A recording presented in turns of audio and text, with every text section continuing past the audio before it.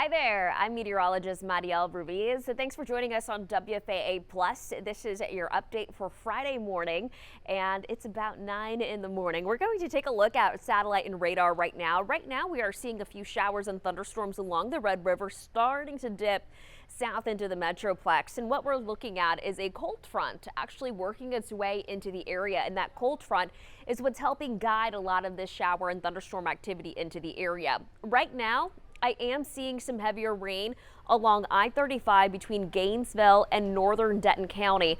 Otherwise, we're just seeing some light showers in the area. Nothing severe, no active warnings, no active watches at the moment here in North Texas. What we'll see, though, is eventually these storms try to work their way into Collin, maybe northern portions of Collin County and along the Red River as this front continues to sink towards the south. We'll notice shower and thunderstorm activity expand in coverage late morning into the early afternoon. Right now, we're looking at a lot of this activity kind of following along, mostly along the Red River, but you can see some of it starting to expand a bit more towards the south. And again, that's all as that cold front continues to work its way towards the south. A few pockets of heavy rain again, northern Wise County, northern Denton County, closer towards Gainesville as well. So again, we'll be watching that. Okay, so here's the time cast. This is showing you around 9 in the morning. There's your timestamp. We'll see this activity kind of linger towards the south. This is now around 10. I'm going to stop the clock at 11 because I do think that by 10 or 11, we'll start to see a bit more activity in the Metroplex. And at this point, we could see some slightly heavier rain. We could see quite a bit of lightning as well. This front continues to work its way south. I'm now showing you noon into the early afternoon. That's when I'm looking at the potential to see a strong storm, maybe even a severe storm in some spots. And I'll talk you through the impacts in a bit. But first, let's keep an eye on the timing. That's around noon. This is now around 1. Notice how that activity kind of lags a bit. Now that's 2 in the afternoon. That's 3.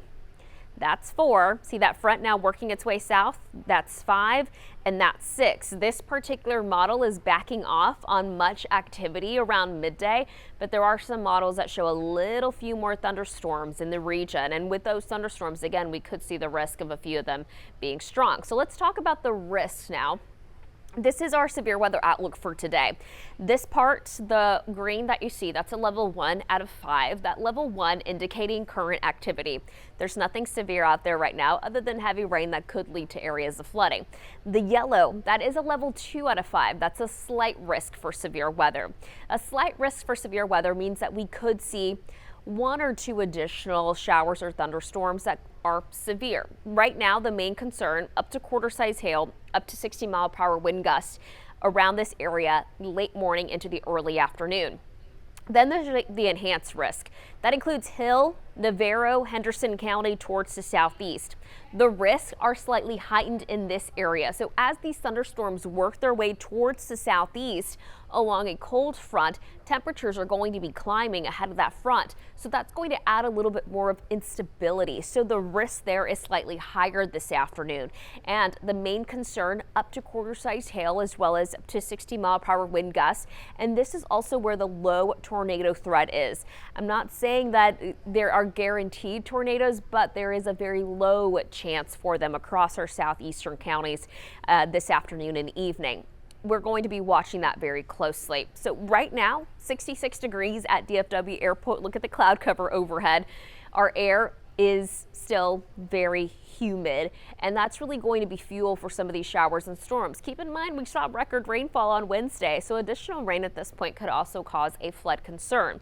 Here's a look at our rain cover. It's just a different view for you at DFW. The temperature closer to about 70 degrees around 11.